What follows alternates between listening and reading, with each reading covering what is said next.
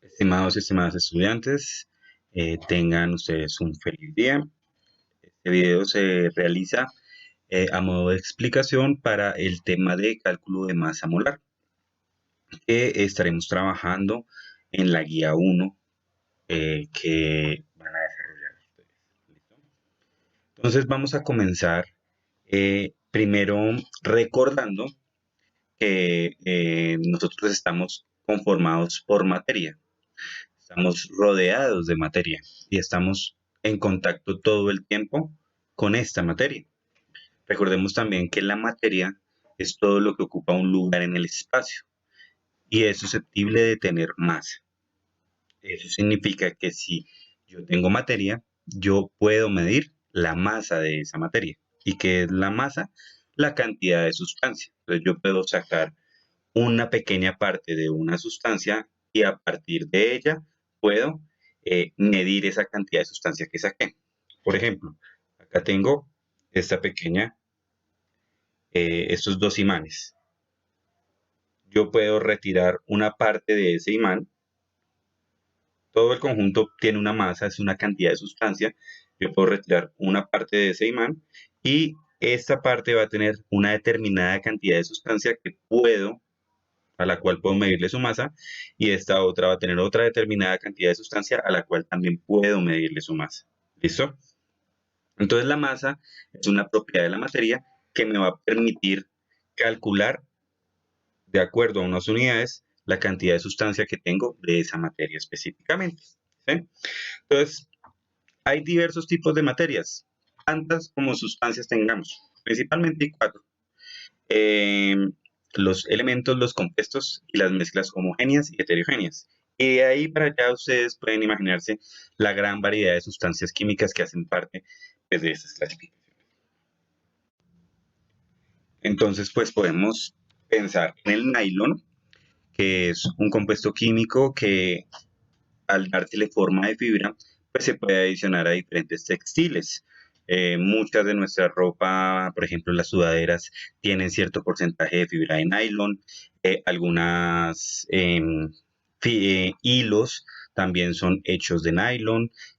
Por ejemplo, las cerdas de los cepillos dentales están hechas de nylon.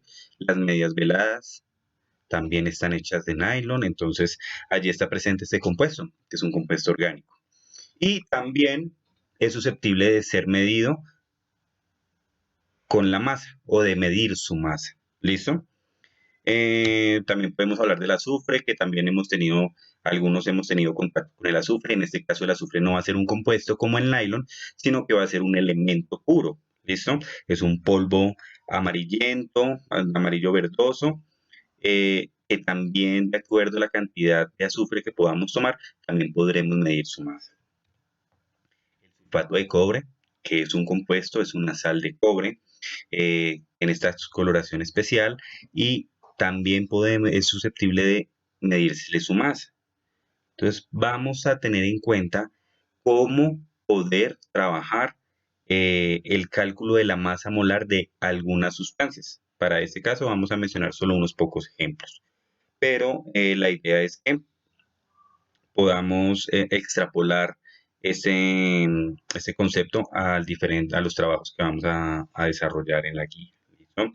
También tenemos el trinitrotolueno o TNT o dinamita, que también es un compuesto químico y también es susceptible de ser de medírsele su masa. En estos momentos yo estoy presentando diferentes compuestos químicos que de pronto podríamos pensar que están en el laboratorio, pero necesariamente podemos medirle la masa a cualquier sustancia que tenemos a nuestro alrededor, incluso a nosotros mismos. Bueno, siempre y cuando tengamos como medir. Ahora, vamos a involucrar un concepto que se llama el concepto mol. ¿Listo? El concepto mol realmente es una unidad de medida del masa, así como la masa se puede medir en kilogramos, en gramos, en miligramos o en toneladas. La química desarrolló una unidad de medida de la sustancia que denominó el mol.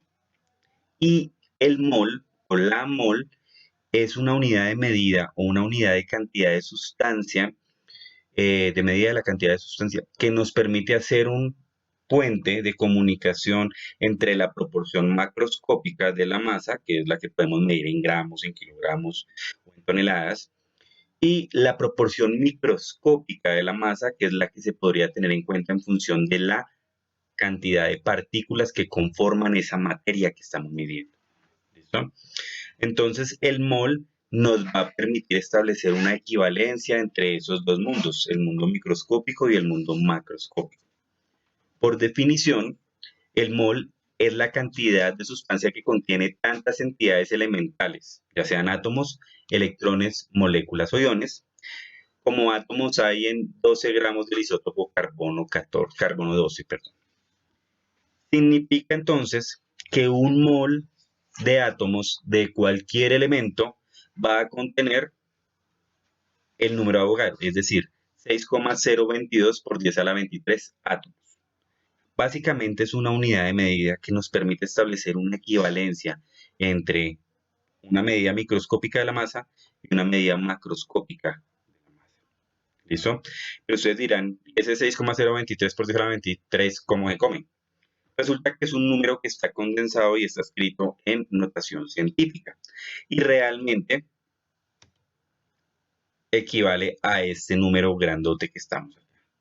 ¿Sí?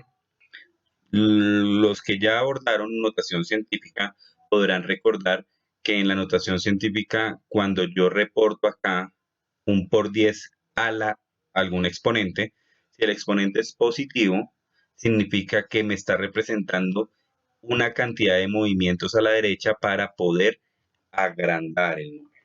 Si por el contrario el exponente es negativo, me está indicando que la coma se mueve hacia la izquierda, denotando que estoy hablando de un número excesivamente pequeño. En este caso, como el exponente es positivo, pues estoy hablando de un número excesivamente grande, que realmente es este que ustedes ven acá, con 20 ceritos. Y realmente, este numerito, ¿cómo se lee? Este numerito sería como 602.300 trillones de átomos o de partículas o de lo que sea. Si nada más 1 millón de algo es suficiente, si nada más 1.000 millones de algo es suficientemente grande, 2 billones de algo, en este caso de átomos, es demasiada cantidad.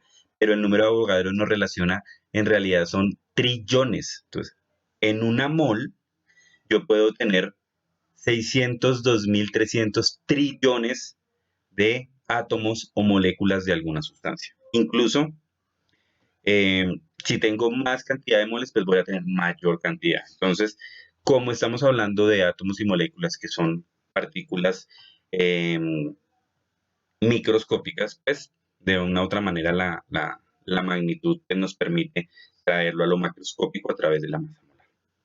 Y es aquí donde nosotros vamos a involucrarnos. Esta explicación es para que entiendan ese mol a que hace referencia. Es algo así como el puente entre la cantidad de átomos que yo puedo tener en una masa que yo puedo medir tangiblemente, macroscópicamente. Entonces, cuando yo estoy hablando de un mol, tengo que tener presente que ese mol me puede estar relacionando o puedo estarlo relacionando con la cantidad de partículas que voy a tener de esa sustancia a nivel microscópico y la cantidad en gramos, en kilogramos, en la unidad de medida de masa que yo esté trabajando. Entonces vamos a mirar cómo sucede eso.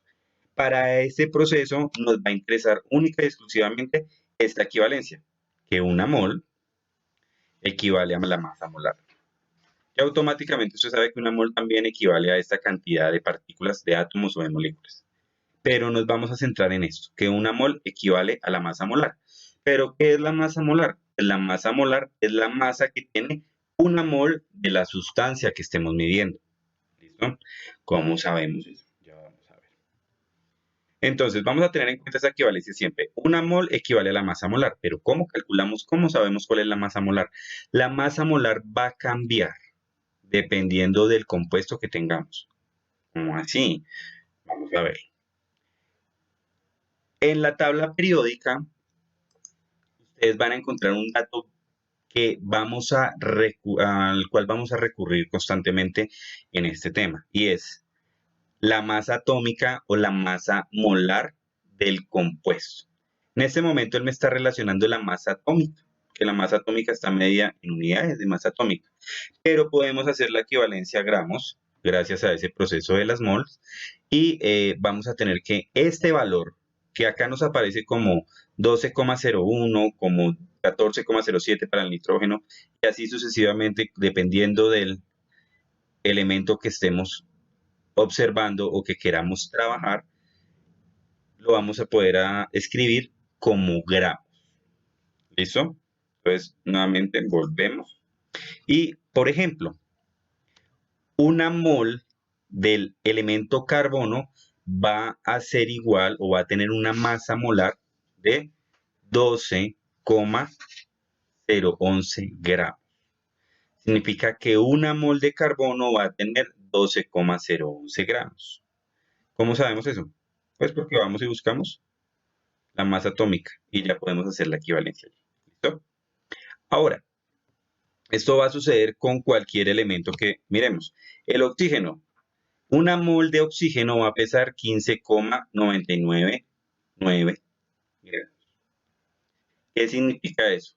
Que siempre que yo tenga 15,999 gramos de oxígeno, yo voy a tener una mol de oxígeno. Si tengo 12,011 gramos de carbono, voy a tener una mol de carbono. Si tengo 40,078 gramos de calcio, voy a tener una mol de calcio. Y lo puedes pensar de manera contraria. Si tengo una mol de calcio, entonces puedo tener 12 gramos una mol de carbono, voy a tener 12 gramos de carbono. Si tengo una mol de oxígeno, voy a tener 15,999 gramos de oxígeno. Si tengo una mol de calcio, voy a tener 40,078 gramos de calcio.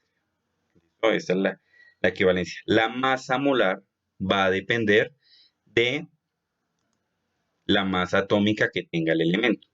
Pero esto es sencillito, podemos hacer esa relación rápida cuando tenemos elementos solitos. Pero ¿qué sucede? Por ejemplo, bueno, en el azufre serían 32,065.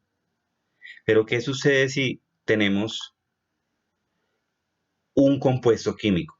Estos serán elementos solitos. Pero si tengo un compuesto químico que está conformado por dos o más elementos químicos, en este caso el trióxido de azufre, ¿cómo hago para saber la masa molar? Si tú vas a la tabla periódica vas a encontrar los elementos azufre y oxígeno por separado, pero no vas a encontrar al SO3 o al trióxido de azufre dentro de los símbolos. ¿Por qué? Porque es la tabla periódica de los elementos y yo estoy trabajando un compuesto. Y los compuestos están conformados por elementos, en este caso azufre y oxígeno. Entonces, ¿cómo hago para saber la masa molar de este compuesto? Vamos a mirar. Lo primero que voy a hacer para determinar la masa molar de un compuesto es distribuir o hacer un listadito de los elementos que lo componen. En este caso, azufre y oxígeno. Yo hago mi listado. Luego voy a reportar la masa molar del elemento, que básicamente es la masa atómica que estábamos mirando en la tabla periódica, pero en gramos. Entonces, azufre 32,065. El datico que estoy reportando acá es un poquito aproximado, por eso aparece 32,07. Y el oxígeno aparece como 16. En la tabla aparece como 15,0999, pero entonces yo lo aproximé. Algunos valores los podemos aproximar, otros debemos manejarlos allí. Ahora, vamos a relacionar la cantidad de átomos que hay de ese elemento o la cantidad que nos indique el subíndice que hay de ese elemento en la fórmula. En este caso, la fórmula me dice que no tengo un número acá, recuerden que es 1, significa que esta fórmula en proporción está con un azufre y con 3 oxígenos. Entonces lo reporto acá. Luego de eso, voy a multiplicar la masa molar del elemento por la cantidad que me indica el subíndice de la fórmula. En este caso, para el azufre es 1, me va a dar 32,07.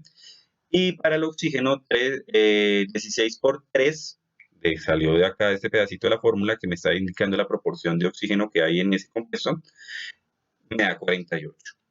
Luego, estos resultados de la multiplicación los voy a sumar. Y al sumarlos obtengo un valor de 80,07 gramos.